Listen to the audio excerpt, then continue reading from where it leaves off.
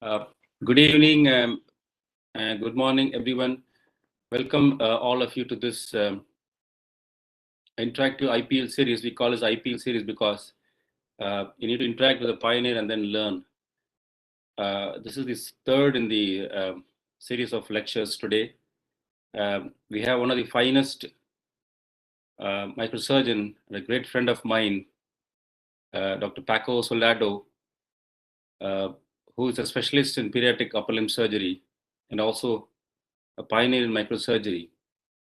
Who will discuss with us about a very challenging and difficult situations we come across in our pediatric orthopedics, especially the congenital pseudoarthrosis of the tibia.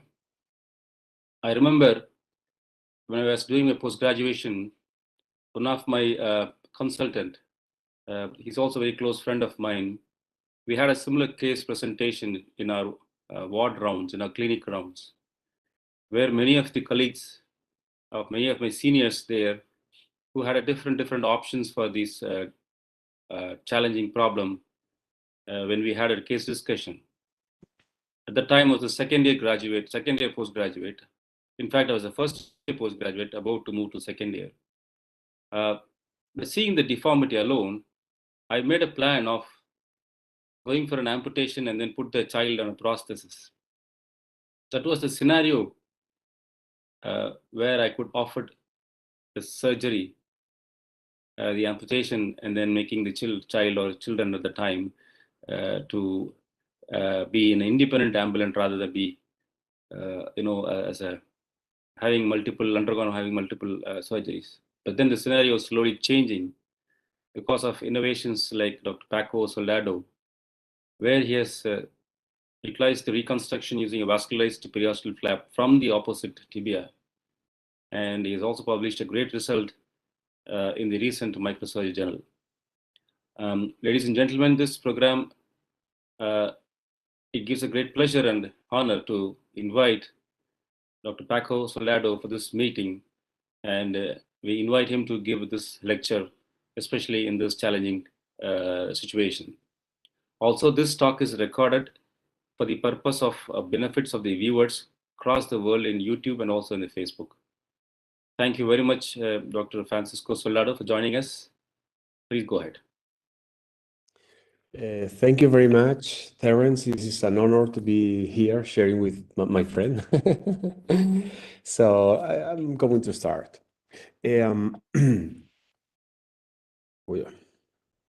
So this is a video showing how thick and how easy it is to harvest periosteum in children.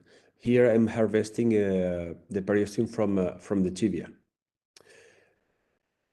And the thing is that this is a powerful organ because it's plenty of osteogenic stem cells.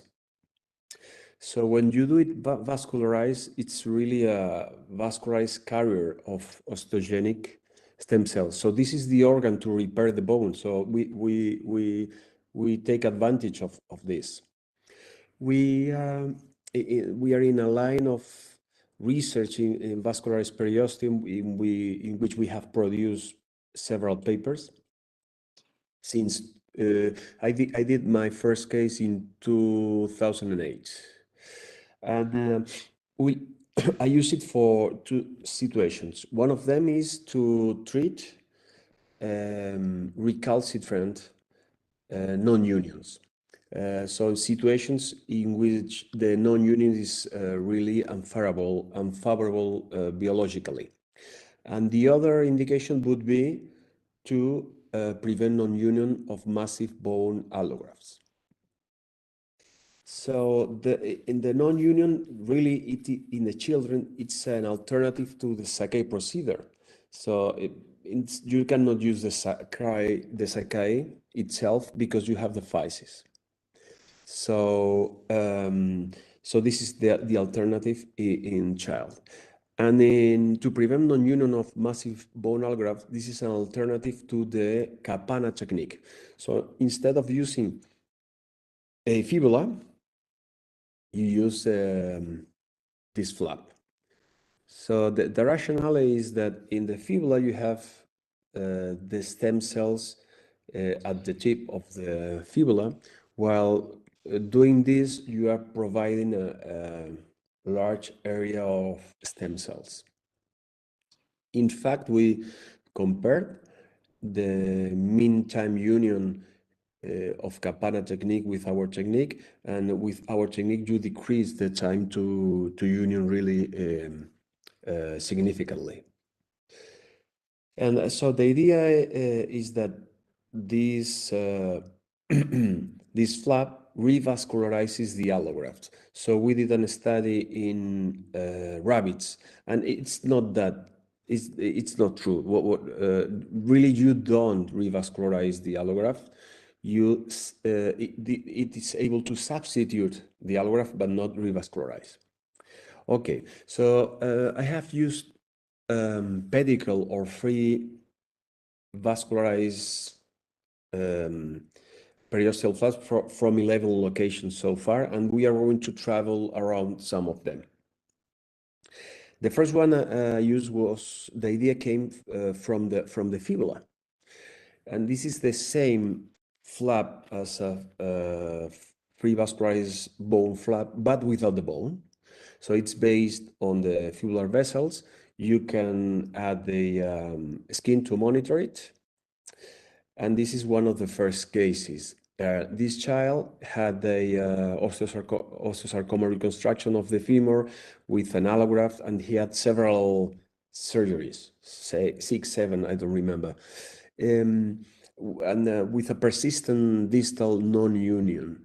So I put the flap here, and in a few months it was healed.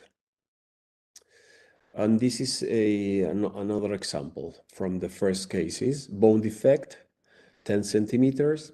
In that case, we use an allograft, bone allograft, and the periosteum covering the allograft on both interfaces. And in 4 months, we had this completely healed. Currently, I'm using, as a free flap, I'm using the tibia. The periosteum from the tibia, it's based on the anterior tibial vessels. We take the periosteum from the anterolateral, anteromedial aspects of the tibia, and you can also use some skin to monitorize. These are some papers about it, and check this case. This case was treated. This is a bone defect to reconstruct an Ewing sarcoma. It was treated with a MSK that fell proximally. So you cannot imagine, other than the congenital orthosis of the tibia, you cannot imagine a worse biologic scenario. So here we did a pedicle tibial flap from the upper tibia.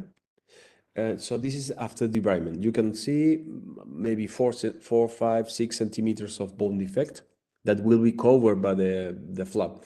No bone graft. The bone that you get from the flap is better than the bone you can graft there. And in 3.5 months, it was consolidated. This is the last paper we have published, and it was Dr. Terence was talking about, is the use of this tissue transplant in the congenital orthosis of the tibia. So we use the contralateral periosteum of the tibia, and in this flap we included 29 children. And just to remark that in a mean of 5 weeks, all these children were allowed to walk without protection. The idea of transplanting the periosteum comes really very early from Codivilla. Of course, at that moment, there was no microsurgery, but it's an ancient idea, in fact, because the problem in this disease is supposed to be the periosteum. So this is we don't resect bone, we just align the bone and resect the non-union and debride the non-union. and then you cover the bone with the periosteum. And an example of what you can get just in 6 weeks in this really young child. No orthosis afterwards. This is a case 5 years after surgery. So these children are allowed to even practice sports. All of them has a valgus deformity. This is different from the tibia that we treat with after the age of 5, 6 with a calcaneus stop, and it works really good. This is another case, a child from Venezuela. So he sent me these videos and pictures and some images that are in the paper. The periosteal flap harvested and the recipient site with the monitoring skin. That of course you have to monitor your flap, because if it fails, you will have an amputation, because you resect all the periosteum from the tibia. And this is how we did that at the beginning. Check this callus at 6 weeks. This is magic. And by 3 months, it's like a normal tibia. But currently, after debridement, aligned with plating, now we are using long plates and the flap. Now we try to get a cross union. So we also try to consolidate the tibia with the fibula, because the cross union is associated to less refractures in the future. And here is just 6 weeks after surgery. It's incredible. 6 weeks. This child that was 4 years old, I think. Okay, so this flap for the congenital orthosis of the tibia works really well, at least at midterm. Let's see in the future. If you have, you always have to try to use a local pedicle local flap, and that's what you can do in the forearm.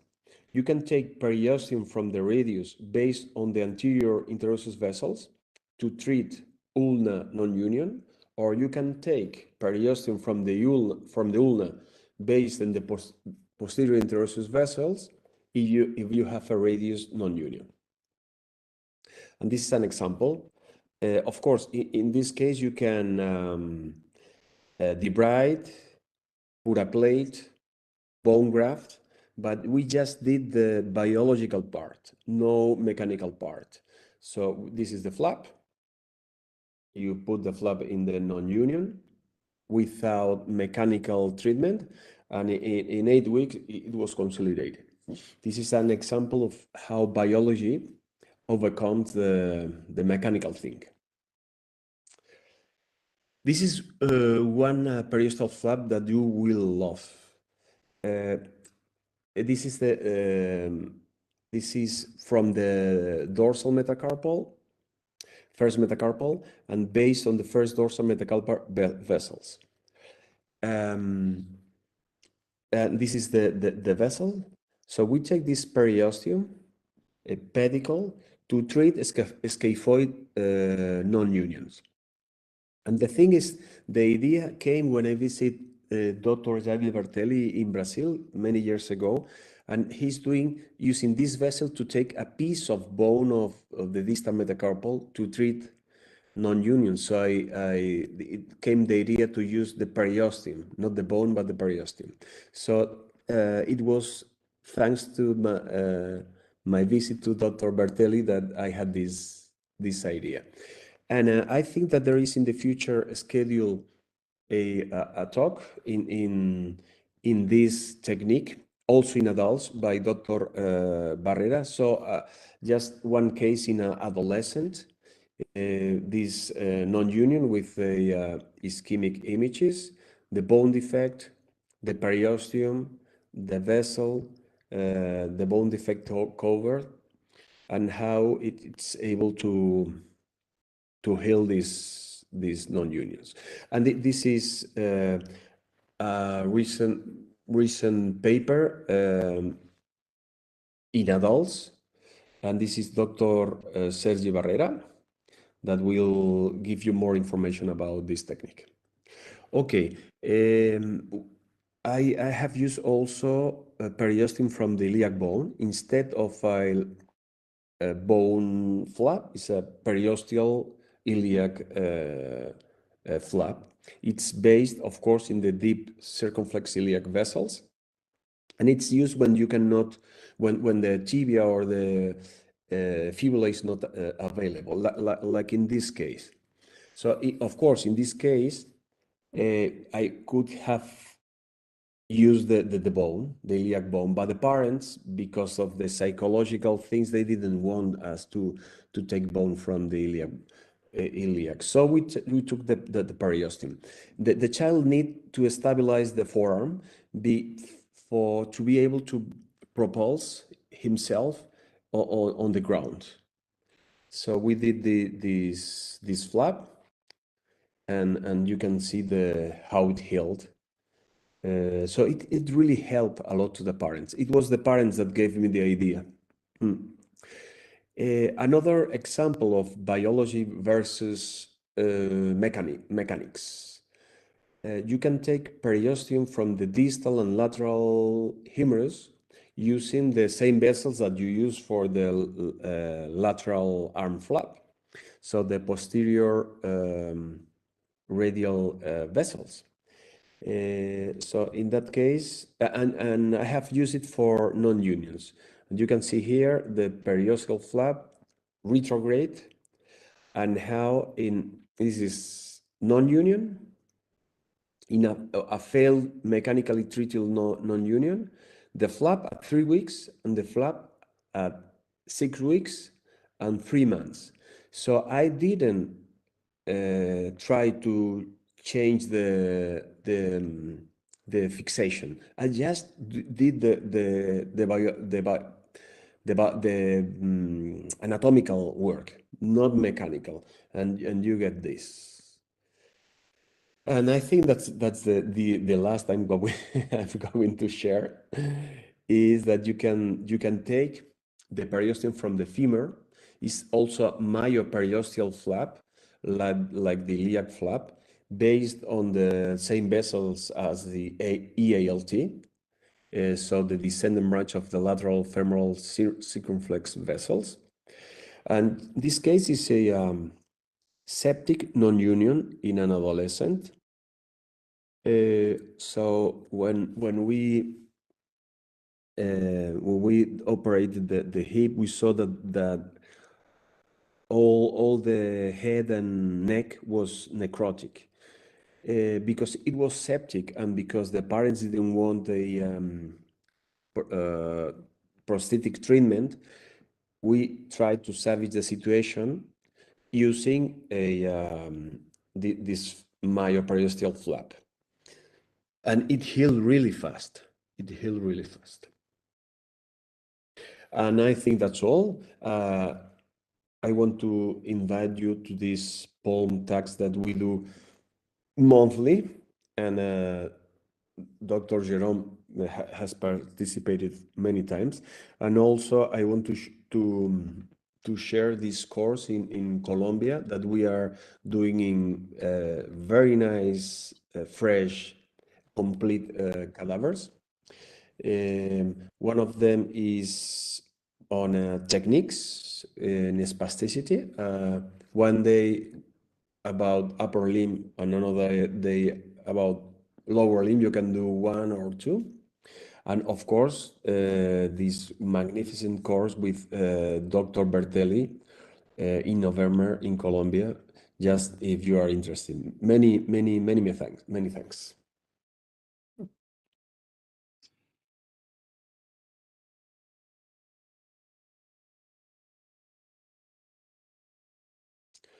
Stop sharing, no? I stop, right?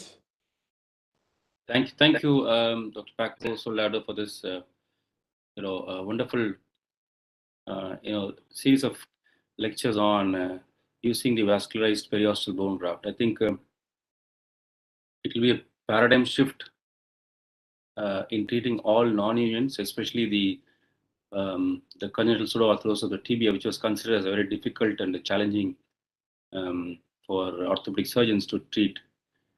I think our panelists, our delegates are definitely going to be getting a very good message that no longer the mechanical stability alone will have a great role in the union part of the pseudoarthrosis. Also, we need to have a biological part of helping those circumstances where union is finding it difficult.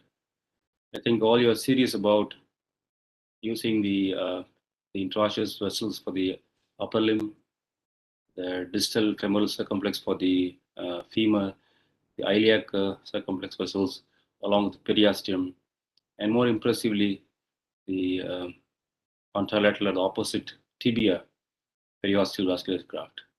There are a few questions which had come to my chat box. The surgeons are worried about the length of the leg. For example, those pseudoarthrosis patients, already they have shortening in the leg. Are we going to do anything currently in balancing the shortening, or what is your opinion about the post-operative shortening in all these series? Well, I leave this part to the experts in lower limb of my team. So the general consensus is if the discrepancy is less than 4 millimeters at certain age, you do epiphysiodesis of the contralateral limb. If it's longer than 4 centimeters, you try to lengthen. But this is an abnormal bone, even in the metaphysis. So recently, in one of those children that had a really valgus deformity of the ankle, which I repeat, this is associated to the non-union, but it's not related to the treatment of the non-union. So we did a distal metaphyseal osteotomy, and it didn't heal. So lengthening those metaphyses is risky. We have lengthened one child in the proximal metaphysis with no problem, but I don't know what is the limit. So I'm not able to recommend to lengthen the proximal metaphysis or not. I don't have that response. Thank you. It's risky. Yeah, thank you. The other question is from one of your surgeons here in India. What are the challenges do you face in choosing this treatment? We are all familiarized with a non-vascularized bone graft or a circular external fixator, we call as Elizarov fixator. And a new idea, a new innovation, how did you face those difficulty in accepting? And what are the challenges intraoperatively you find in using the contralateral or opposite periosteal vascularized bone graft? So from the point of view of microsurgery, if you do microsurgery, this is not that complex surgery, because complex microsurgeries are those related to trauma, infection, trauma and infection. But those related to tumors or congenital, that are easier microsurgeries. So the rate of success is higher. In fact, I've done, because recently I did 5 in Peru. So I've done 35 so far. No, with all of those flaps survived. Okay, but imagine that it fails. So I explained to the parents that it's better to try to have a normal childhood with this surgery, and if it doesn't work, you can amputate, and they will have also a normal childhood. What you don't want is a child operated 8 times, like childs I've seen that never walked in their lives, always protected. Psychologically, this is really hard also for the parents. It's better to have to take the risk of a failure than being the whole childhood. That's what I think. The other thing is that with this technique, I'm not saying that this is the technique to treat the congenital cirrhosis of the tibia. I think it's a tool, a very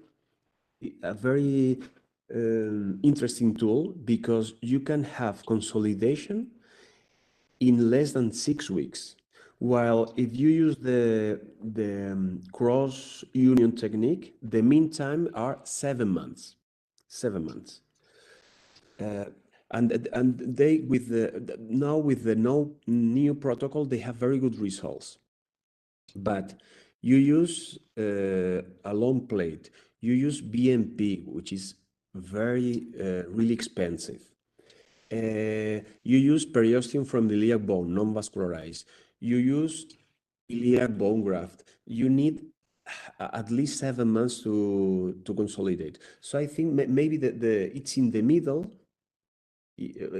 So I mean, this is a tool that I think we have to use, because it's incredible. This is a miracle. It's incredible. And I'm the youngest child I've operated is 11 months. So after the age of 1 year is safe. So thank you. I can't argue more with you, especially in managing this difficult cases. There's one more question. We'll keep this as the last question because we're running out of time. A surgeon also in India wants to know, given a chance, say for example, you have see 2 patients in your clinic, given a chance, would you conduct a trial of doing a conventional circular external fixator and the other using a vascularized periosteal graft? Would you like to do a study and then would you like to compare both the results before coming to a conclusion about the benefits of this procedure? He wants to know, say for example, you have 20 patients. Would you divide 10 going into circular fixator, 10 with your technique, and then would you compare those technique outcome, and then could you do a prospective style so that it could be more evidence-based results and protocols? I completely agree. The problem is that it's a really uncommon problem, but if you have a large number, of course, it would provide a strong evidence for the world. So I completely agree. Yeah, the meaning of the question is that we have a lot of patients in India. Probably we can have a common, sort of understanding, common sort of protocol where one institution treat with a circular external fixator, and where your institution can do with this vascularized periosteal bone graft. Probably you could do a comparison study or a cohort study and understand the benefit of this difficult problem. So viewers, overall, today we have a great session with Dr. Paco Soldado, who's also a pioneer, as I mentioned, about this doing a microsurgery. Not worried about the age or worried about the finer size of the vessels for microsurgery, because he's been doing a lot of surgery in that. Also, a gentle reminder for all the viewers here to follow up with the Palm Talks, which happens as mentioned in the slides. Also, I welcome the most of our Indians to utilize this opportunity of participating in the cadaveric course of paralysis and spastic, and to follow his YouTube website. With this brief note, I thank you, Dr. Francisco Soldado, for your wonderful time amidst your program there and a busy schedule. And we are looking forward to seeing you again in the future webinars. Thank you. Bye-bye. Take care. Thank you very much.